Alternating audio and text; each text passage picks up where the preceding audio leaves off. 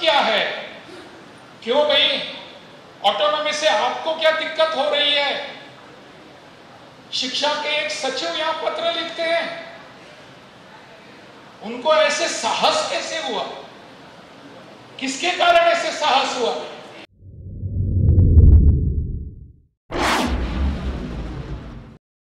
CM Nitish Kumar के सामने जब बिहार के राज्यपाल ने कहा कि एक शिक्षा सचिव को इतनी साहस कहां से आ गई। नमस्कार, कशिश न्यूज में आपका स्वागत है। मैं हूं अनुराग। खबर बड़ी है, बल्कि बड़ी ही नहीं बहुत बड़ी है, क्योंकि जिस तरह से बात की जा रही थी कि राजभवन और सरकार आमने सामने है, आज खुले मंच पर यह देखने को मिला कि राजभवन और सरकार आमने सामने है। सरकार मौजूद थे, यानी बिहार सरकार के मुखिया नीतीश कुमार मौजूद थे मंच पर, राज्यपाल भी मौके पर थे और राज्यपाल ने इस मौके को जाने नहीं दिया। मंच से जो कुछ उन्होंने कहा, दरअसल मंच से उन्होंने सीधे सीधे कहा कि शिक्षा विभाग के सचिव यानी के पाठक पर वो सीधे सीधे उन्होंने निशाना साधा और कहा कि एक सचिव को इतनी साहस से कहां से आ गई कि वो राजभवन पर सवाल खड़ा करे और चांसलर की जो ऑटोनॉमी है उस पर सवाल खड़ा करे। क्या कुछ कहा राज्यपाल राजेंद्र विश्वनाथ अर्लेकर ने जब सीएम नीतीश कुमार मंच पर थे, सुनिए पहले वो पूरा बयान। जब यहां ऐसे प्रश्न आते हैं कि वहां अपने शिक्षा विभाग से एक सेक्रेटरी पत्र लिखता है और चांसलर के अधिकारों को चुनौती देता है, क्या आवश्यकता होती है? अपने विश्वविद्यालय के कुलाधिपति जो होते हैं उनको पूछते हैं कि आपकी ऑटोनॉमी क्या है? क्यों भाई, ऑटोनॉमी से आपको क्या दिक्कत हो रही है? शिक्षा के एक सचिव यहां पत्र लिखते हैं, उनको ऐसे साहस कैसे हुआ? किसके कारण ऐसे साहस हुआ? जो विश्वविद्यालय के कुलाधिपतियों को इतना सम्मान करते हैं, वो विश्वविद्यालय के कुलपति हो, उसके अध्यापक हो, उनका कितना सम्मान करेंगे? कैसे करेंगे सम्मान? क्या इसके लिए हमको अपने भीतर झांकने की आवश्यकता नहीं? सोचने की जरूरत नहीं? इसके ऊपर ठीक ढंग से अमल करने की जरूरत है। सोचने के बाद उसके ऊपर कुछ क्या करने की जरूरत है, इसको सबको लेकर बैठने का आवश्यकता बनती है। सबने बैठना चाहिए।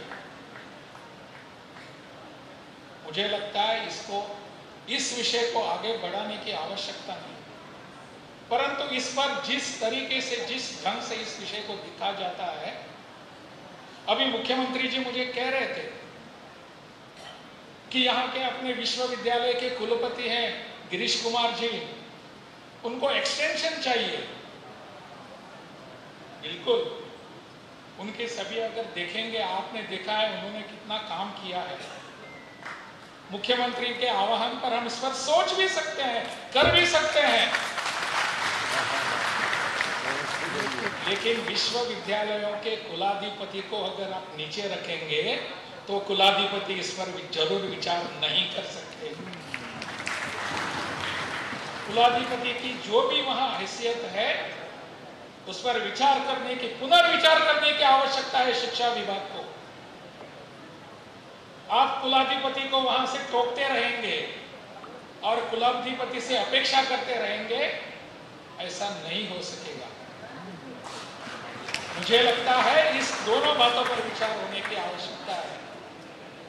कोई चिंता का विषय नहीं है, यह समन्वय का विषय है, संघर्ष का विषय नहीं है।